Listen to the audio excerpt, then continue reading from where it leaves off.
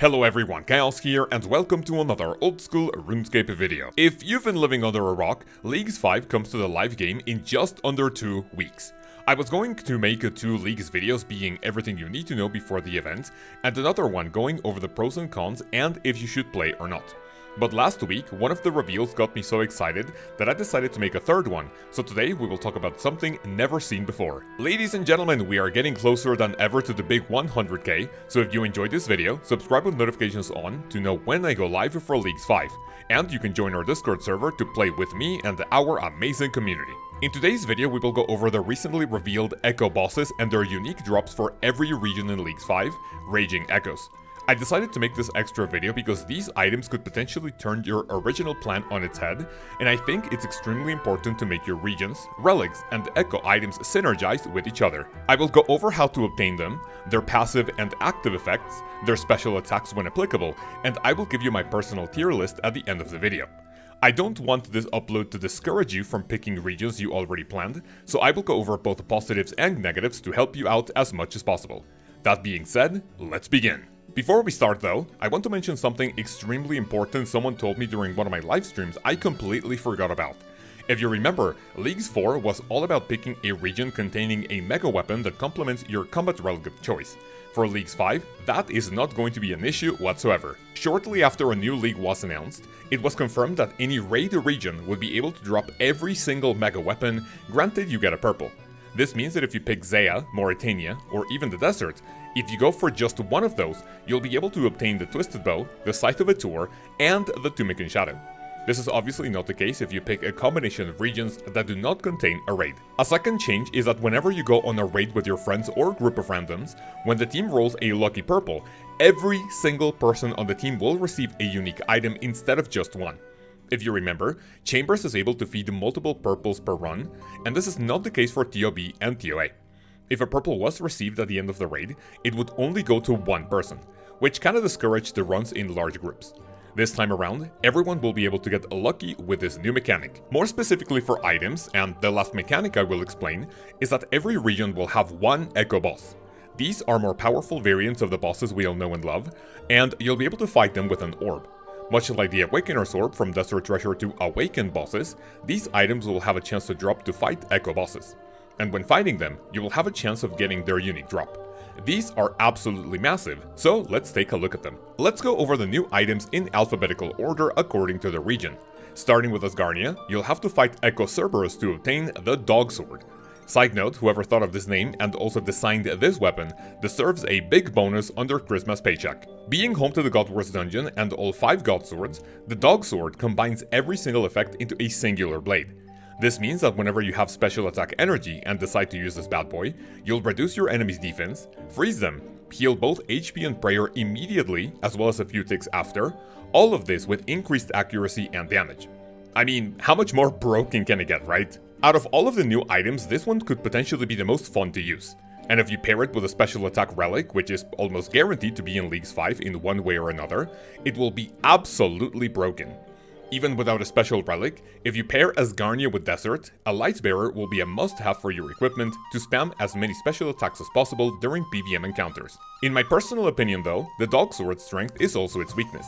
If you don't pick anything to help special attack regeneration, the special attack weapon will be just that, a special attack weapon.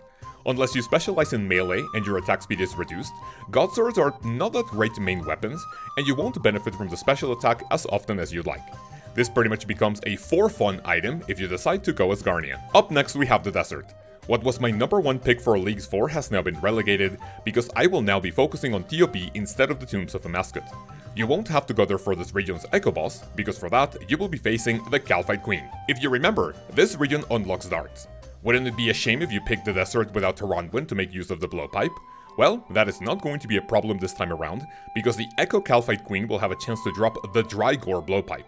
If this is your first time hearing this word, Drygore weaponry is dropped by Kalphite monsters in RuneScape 3, and this is the first iteration of the item in old school RuneScape. The Drygore Blowpipe may sound just like that, a blowpipe, and although you might be right, it comes with an outrageous passive effect that will make it even more powerful than the main game item we all know and love. The Drygore Blowpipe will receive the passive effect of an Osmumtim's Fang, performing 2 accuracy rolls every time you hit something, and going for the highest one to guarantee a chunky hit. Paired with a potential range combat relic, this will be firing every single tick, giving you a literal machine gun to dispose of your enemies. The only downside I can think of is that this may potentially not have the passive effect that has a chance of inflicting venom against your targets, much like the blowpipe does. I don't think that this will matter too much because it could dispose of things rather quickly. And where I praised the previous item for a great name and looks, this item looks absolutely hideous, so I really hope they have a chance to make it look better. Outside of Leagues 3, I haven't focused on Fremennik since Leagues 2, all the way back in 2020. I'm sure you remember this year as nothing but fun and positive news for the world. Terrible joke aside, this region will be home to not one, not two, but to 3 Echo bosses. Well, technically it's just one encounter, but here you'll be facing the Echo Dagonoth Kings. I already had my path laid out in front of me.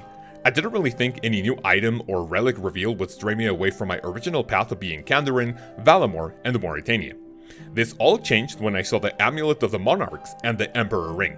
I will try to hide my bias here, but not only will Fremennik be a great solo region with tons of great content, but these two items are absolutely busted. On screen right now you are seeing combined stats for both of these items, as well as combination of Amulet of Rancor and Ultor Ring, Necklace of Anguish and Venator Bow, and the Cult Necklace and the Magus Ring. To say that there's a big difference would be a huge understatement. These two items are better than any gear you can obtain in multiple other regions, both solo and combined.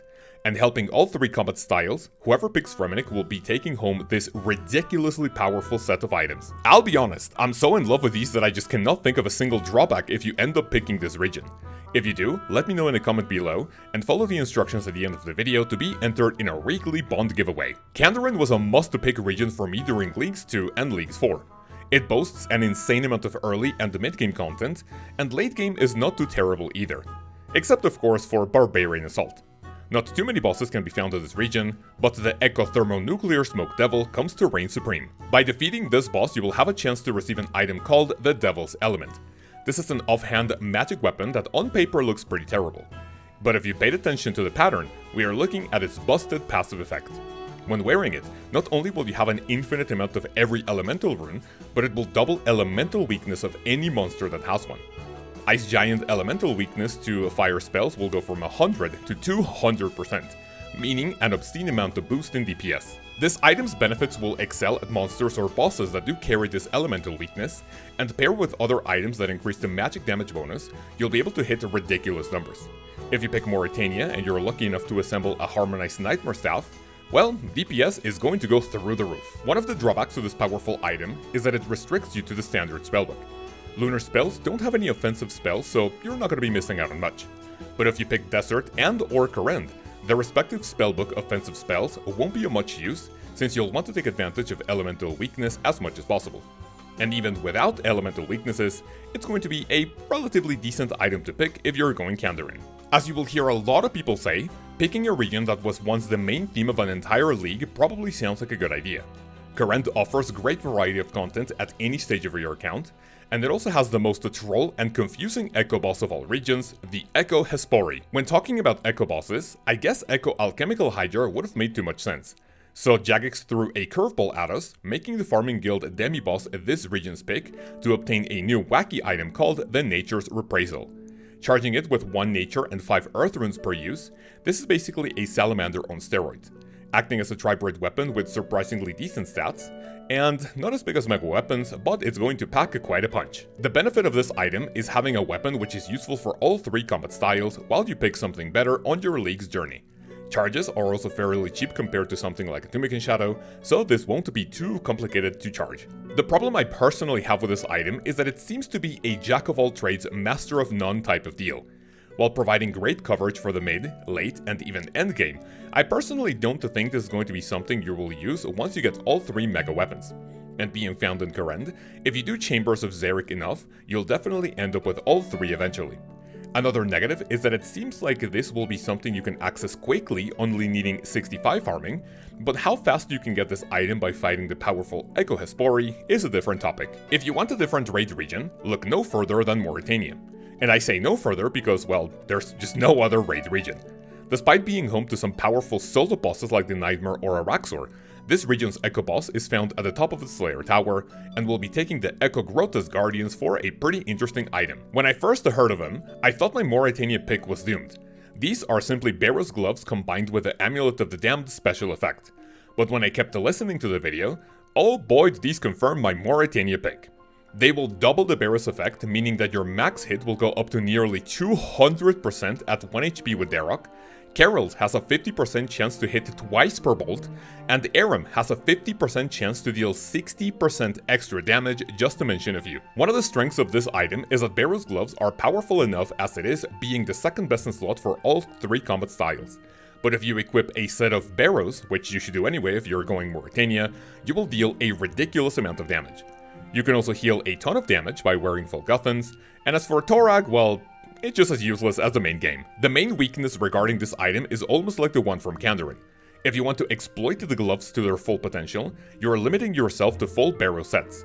Meaning once you obtain mega weapons or other powerful items, you'll be wearing them purely for their stats if you have no other item to wear for the glove slot.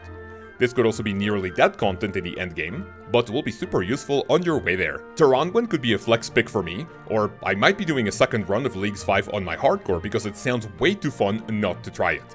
We also don't have a ton of bosses in this region, but if you guessed the Corrupted Hundliff, you'd be right. This Echo encounter will provide another item that seems extremely weak on paper, but has an absolutely busted passive effect. If you're able to best the big blue dog, you'll be taking home the Crystal Blessing.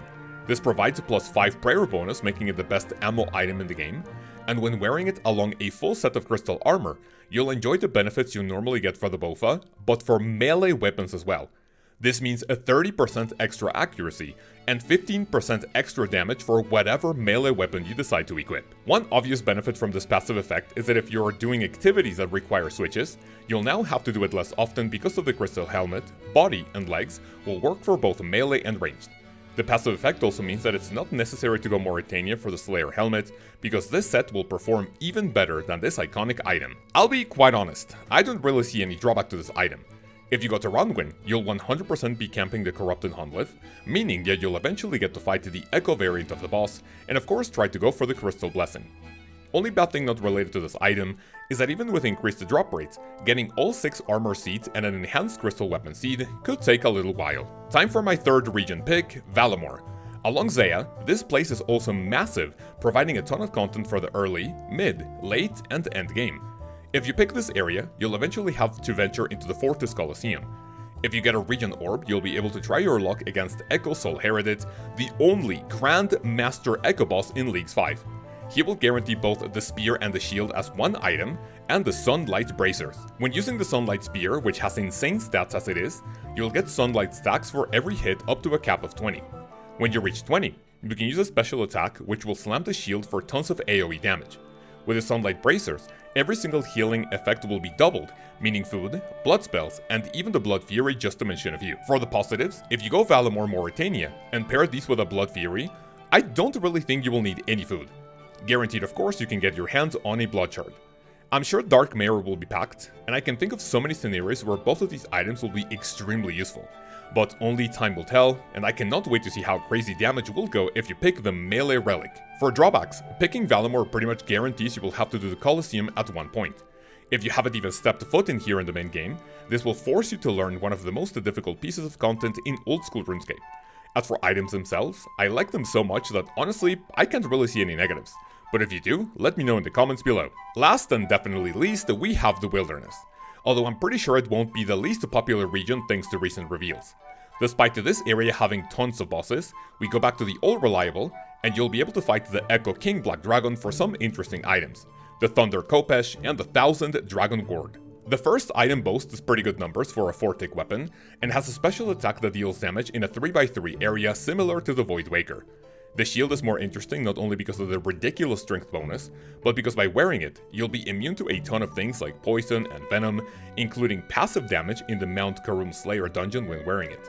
You can see all the effects on screen right now, and it looks like it's going to be extremely useful. Both of these items provide great positives, and you won't even need to wear them together for them to excel.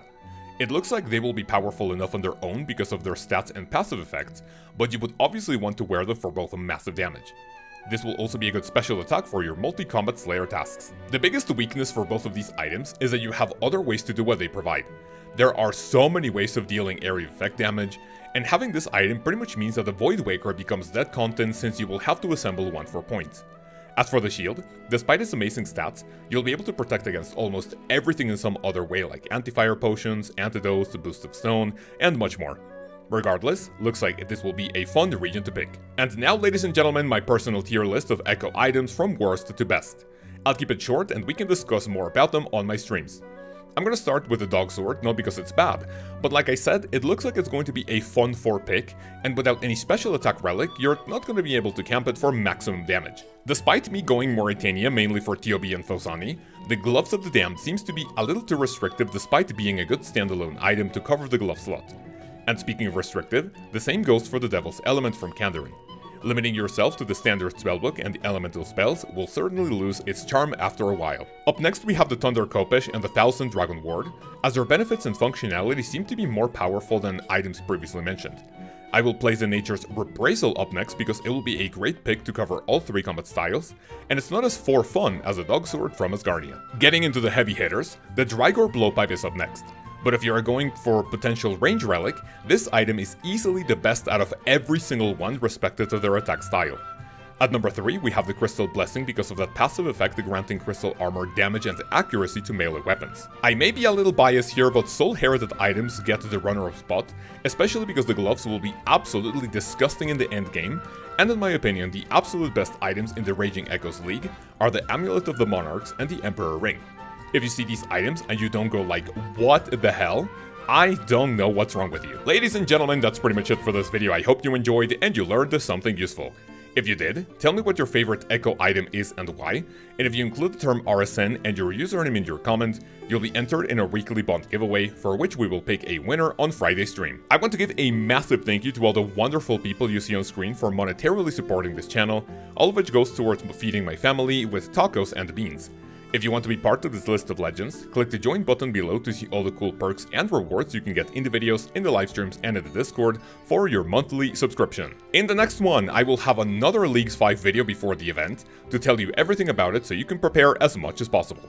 For now, I hope you have an amazing day, have an amazing week, and I will see you then. Peace.